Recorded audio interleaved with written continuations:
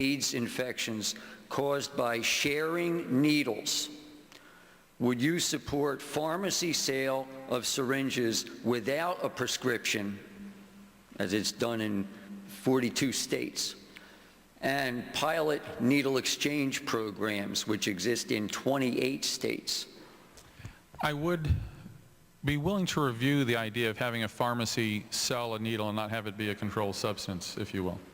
I would not support having the government provide needles. I think there is a totally different thing. In one instance, if you're saying, should, something like a syringe be something that you can purchase, that's something that we might be willing to look at.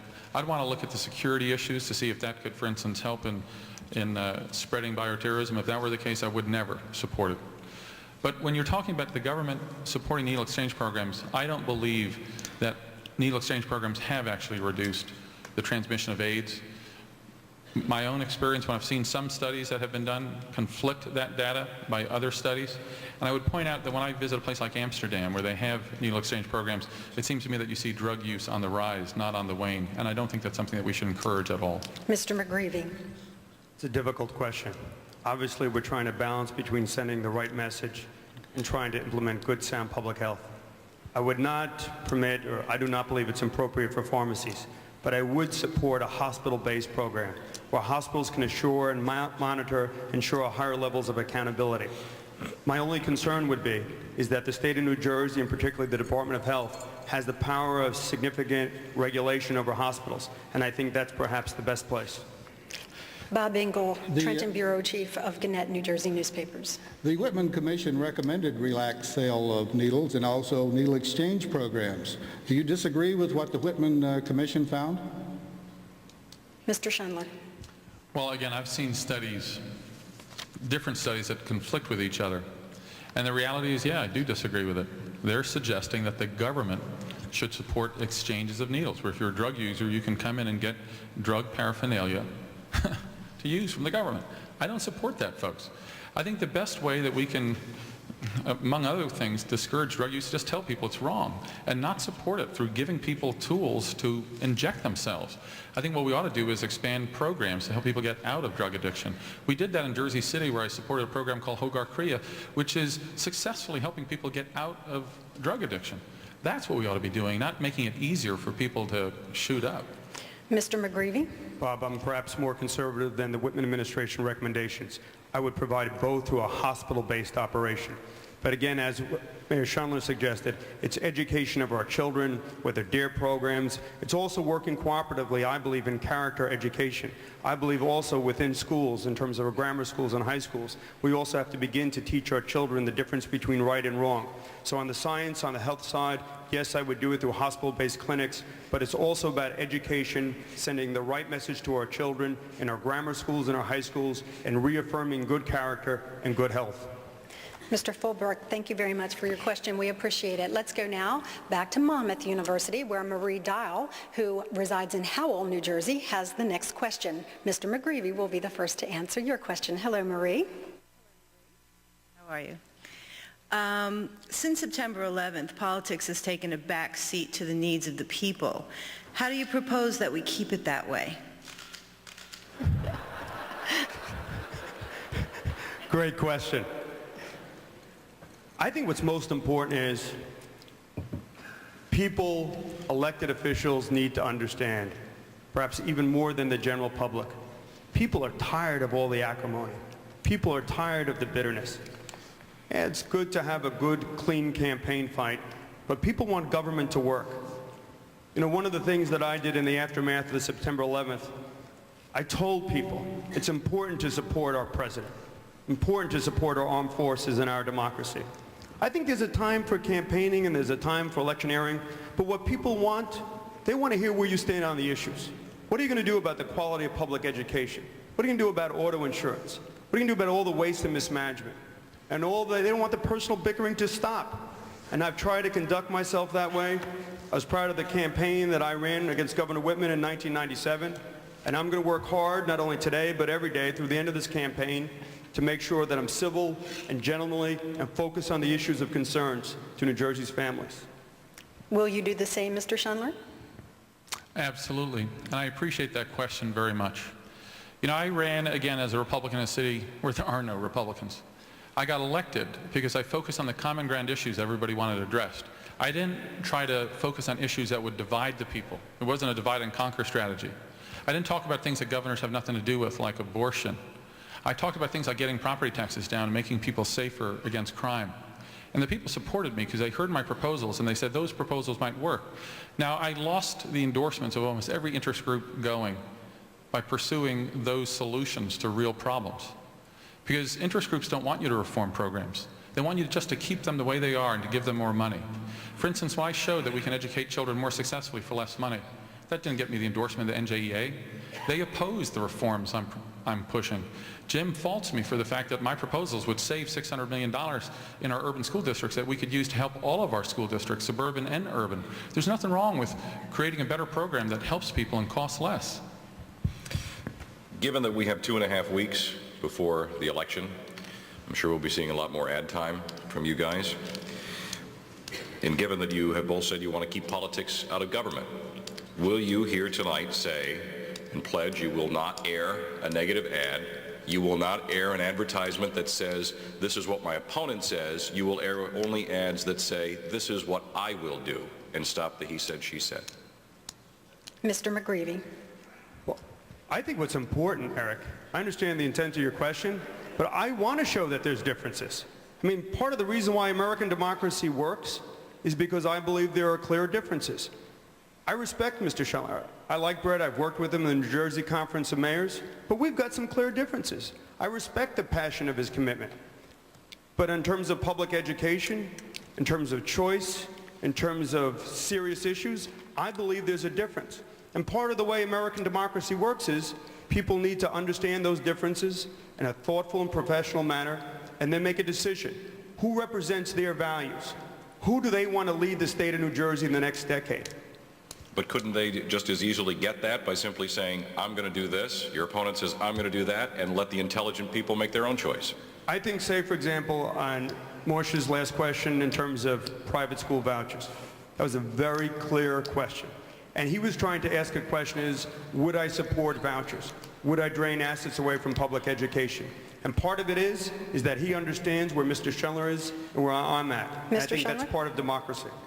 Will you pledge? The question, I believe, was will you pledge I heard the question. not to air a negative ad? And this is like Jim and I are finally agreeing that we ought to have contrast. That's not a bad thing, Eric. And for who are you to suggest it is? Because in the way that you guys in the news media bash candidates, give me a break. Oh boy! Ladies and gentlemen, Touche. I have to tell ask you. you please to refrain from showing any support for a particular candidate.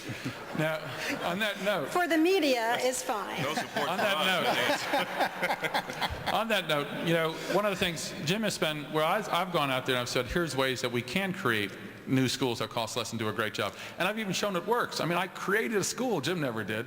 But the bottom line, is that Jim has been attacking me on the gun issue. And I'm just going to promise you right now, the gun laws won't change if I'm governor. Ask him to take his ads down, because he says I'm going to change them. I'm promising you right here they're not going to change. He keeps on telling you what I said. I'm telling you, they're not going to change. You know, what's interesting, though, is it's not what Listen to this one. It's not what you tell us tonight, Bret. It's what you signed in the Christian Coalition questionnaire with your own handwriting.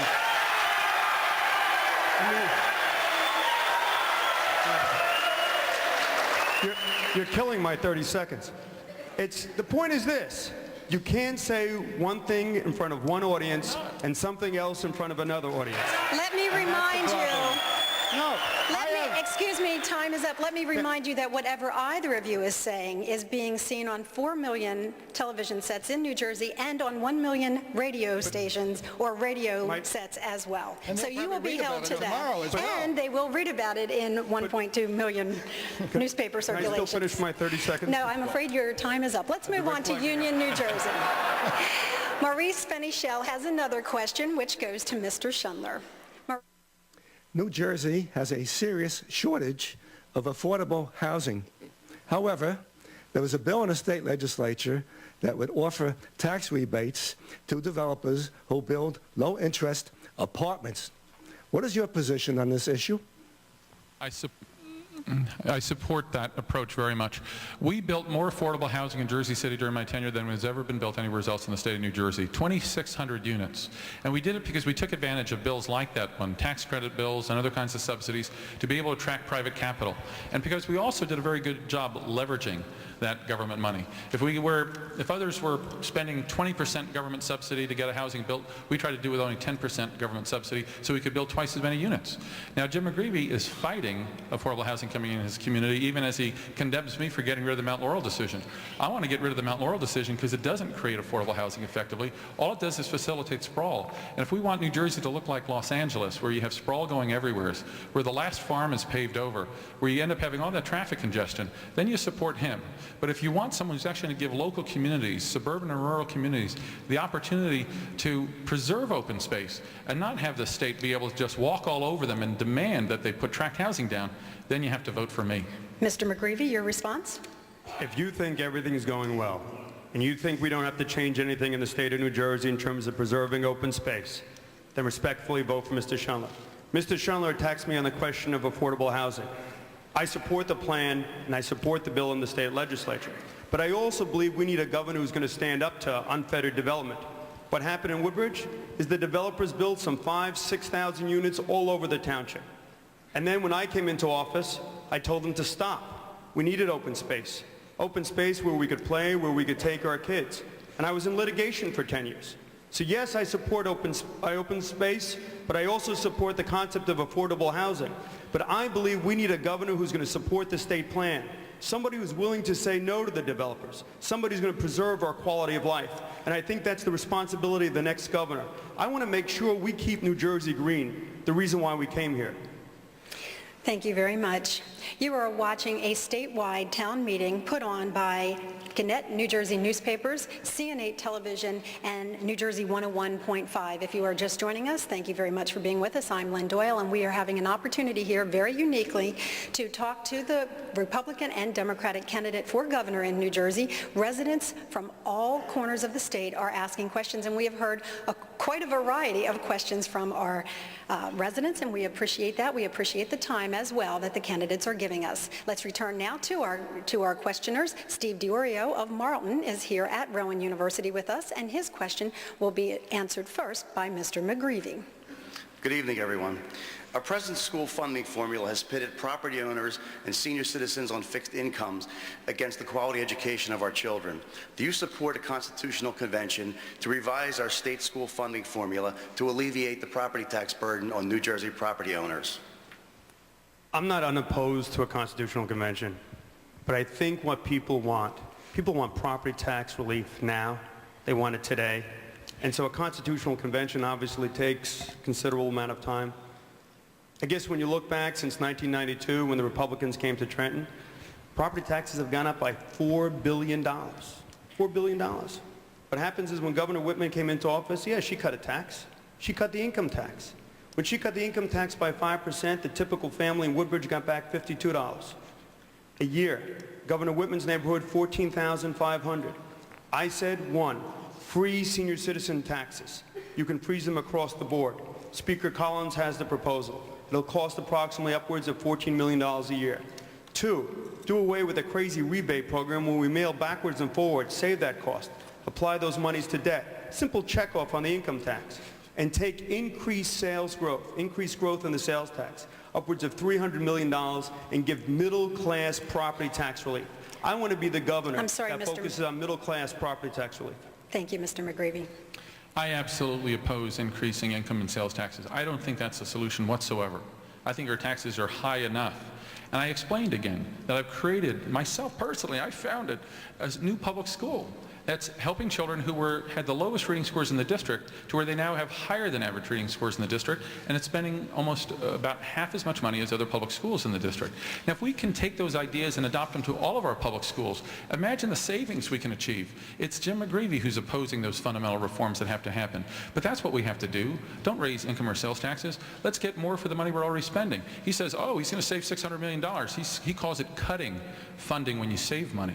I thought the goal was to provide the best public service service possible for the lowest cost. Then you take that $600 million you save and you spread it out amongst all school districts so they don't need so much property tax money from people.